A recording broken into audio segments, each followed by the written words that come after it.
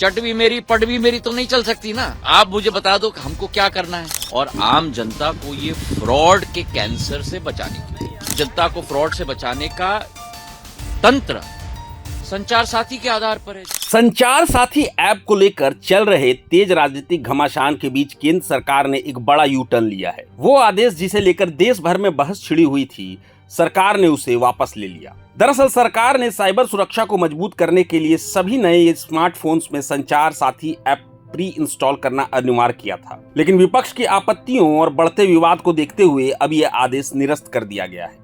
सरकार के मुताबिक ऐप की लोकप्रियता इतनी तेजी से बढ़ रही थी कि इसे अनिवार्य करने से कम जागरूक यूजर्स तक भी सुरक्षा पहुंच सकती थी।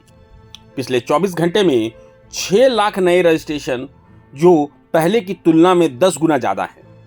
अब तक 1.4 करोड़ लोग इस ऐप को डाउनलोड कर चुके हैं और हर दिन लगभग 2000 फ्रॉड घटनाओं की रिपोर्ट ऐप के जरिए मिल रही है। कांग्रेस का आरोप, निस्ता पर हमला। राज्यसभा में कांग्रेस ने इसे लेकर गंभीर चिंता जताई। शून्यकाल में रणदीप सुरजेवाला ने कहा, इस ऐप से यूजर्स की real time location search history, financial data, यहां तक कि एसएमएस और व्हाट्सएप बातचीत तक की निगरानी संभव हो सकती है।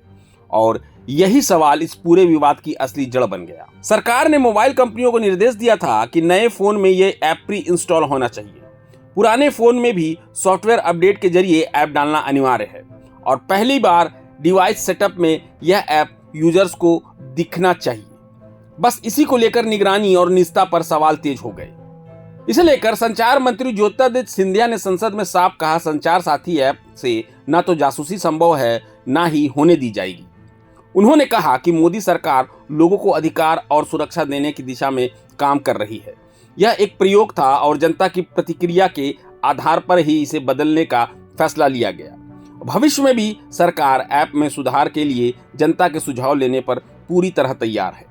यह कहानी है साइबर सुरक्षा बनाम निस्ता की लड़ाई की, जहां सरकार को कदम पीछे खींचने पड़े और बहस अभी भी जारी है कि सुरक्षा बेहतर कैसे हो बिना नागरिकों की निस्ता के समझौता किए। हमारा एक ही मत है और वो मत है आम जनता की सुरक्षा और आम जनता को ये फ्रॉड के कैंसर से बचाने के लिए। 22,800 करोड़ रुपए का फ्रॉड पिछले वर्ष हुआ था।